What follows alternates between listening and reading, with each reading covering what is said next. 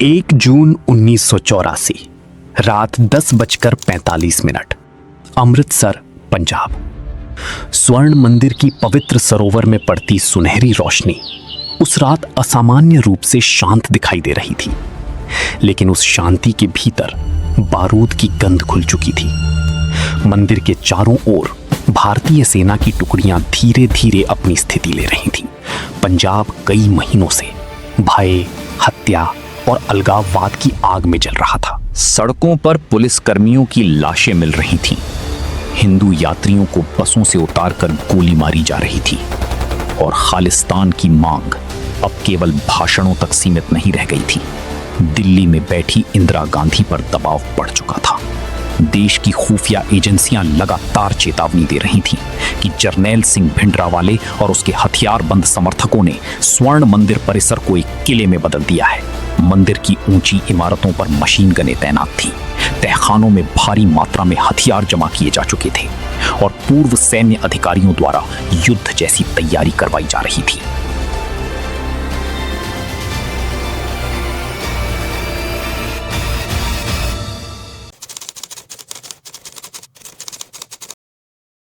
$1970 के दशक के अंत में पंजाब की राजनीति केवल सत्ता की लड़ाई नहीं रह गई थी। अकाली राजनीति, धार्मिक असंतोष और पाकिस्तान की खुफिया एजेंसी ISI की छाया धीरे धीरे एक विस्फोटक रूप ले रही थी। इसी दौर में जरनैल सिंह भिंडरावाले का उदय हुआ। शुरुआत में वो एक धार्मिक प्रचारक के रूप में सामने आया, लेकिन कुछ ही वर्षों में उसका नाम भय और उग्रवाद का प्रतीक बन गया। पंजाब के गांवों में उसकी लोकप्रियता तेजी से बढ़ रही थी। कई युवा उसे सिख अस्मिता का रक्षक मानने लगे थे, लेकिन दूसरी ओर पुलिस अधिकारियों, पत्रकारों और राजनीतिक विरोधियों की हत्याएं लगातार बढ़ रही थीं। अमृतसर का स्वर्ण मंदिर, जो करोड़ों लोगों की आस्था का केंद्र था, धीरे धीरे हथियारबंद गतिविधियों का मुख्य अड्डा बनता जा रहा था।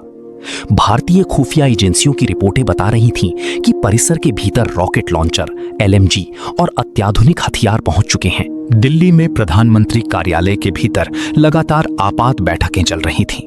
इंदिरा गांधी के सामने सबसे कठिन प्रश्न ये था कि यदि सेना भेजी जाती है तो धार्मिक भावनाएं भड़क सकती हैं, लेकिन यदि कार्रवाई नहीं होती तो पंजाब पूरी तरह अलगाववाद की गिरफ्त में जा सकता था। अजीत डोभाल उस समय खुफिया तंत्र के भीतर सक्रिय अधिकारियों में गिने जाते थे और कई एजेंसियां गुप्त रूप से परिसर की सूचनाएं जुटाने में लगी थी। सेना प्रमुख जनरल अरुण श्रीधर वैद्य और लेफ्टिनेंट जनरल KS बराड़ को संभावित सैन्य योजना तैयार करने का आदेश दिया गया। ऑपरेशन का नाम रखा गया ब्लू स्टार।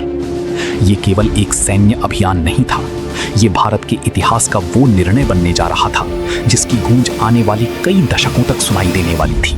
3 जून 1984 पंजाब को पूरी तरह सील कर दिया गया। रेल सेवाएं रोक दी गई, संचार बंद कर दिए गए और अमृतसर में कर्फ्यू लगा दिया गया। हजारों श्रद्धालु अभी भी स्वर्ण मंदिर परिसर के भीतर फंसे हुए थे। सेना ने मंदिर को चारों ओर से घेर लिया था। रात गहराते ही पहली गोलियां चली। शुरुआत में सेना को उम्मीद थी कि सीमित प्रतिरोध होगा, लेकिन जैसे ही जवान आगे बढ़े उन्हें ऊंची इमारतों से मशीन गनों की भीषण गोलीबारी का सामना करना पड़ा। मंदिर परिसर अब युद्ध भूमि में बदल चुका था। संकरी गलियों में गोलियों की आवाज गूंज रही थी, दीवारों पर बारूद के निशान उभर रहे थे और सरोवर का पानी खून से लाल होने लगा था। 5 जून की रात सबसे भयावह साबित हुई। सेना ने अकाल तख्त की ओर बढ़ना शुरू किया, लेकिन भीतर छिपे उग्रवादियों ने ऐसी जवाबी फायरिंग की जिसकी किसी ने कल्पना नहीं की थी। भारतीय सेना को भारी नुकसान होने लगा।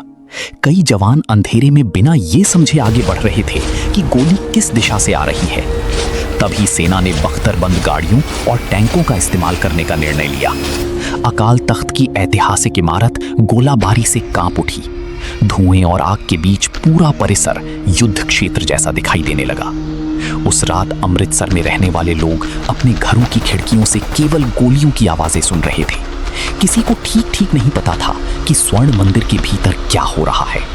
इसके अगले दिन 6 जून 1984 की सुबह भारतीय सेना ने घोषणा की कि ऑपरेशन लगभग समाप्त हो चुका है। जरनैल सिंह भिंडरावाले मारा जा चुका था। उसके कई प्रमुख सहयोगियों के शव अकाल तख्त के भीतर मिले, लेकिन जीत की इस घोषणा के साथ ही देश भर में आक्रोश फैलने लगा। स्वर्ण मंदिर परिसर को पहुंचे नुकसान की तस्वीरें धीरे धीरे बाहर आने लगी। अकाल तख्त बुरी तरह टूट चुका था। सिख समुदाय के भीतर गहरा आक्रोश पैदा हुआ। लाखों लोगों ने इसे केवल सैन्य कार्रवाई नहीं बल्कि अपनी धार्मिक अस्मिता पर हमला माना। इंदिरा गांधी को चेतावनी दी गई कि इसका परिणाम बेहद खतरनाक हो सकता है, लेकिन तब तक बहुत देर हो चुकी थी। उसके कुछ समय बाद यानी 31 अक्टूबर सुबह 9:20 नई दिल्ली, प्रधानमंत्री आवास के भीतर इंदिरा गांधी अपने कार्यालय की ओर बढ़ रही थीं। तभी उनके ही दो सिख अंगरक्षकों सतवंत सिंह और बेअंत सिंह ने उन पर गोलियां बरसा दी। ऑपरेशन ब्लू स्टार का प्रतिशोध अब भारत की प्रधानमंत्री की हत्या में बदल चुका था। कुछ ही घंटों में दिल्ली और देश के कई हिस्सों में भयानक दंगे शुरू हो गए। हजारों सिखों को भीड़ ने सड़कों पर जिंदा जला दिया।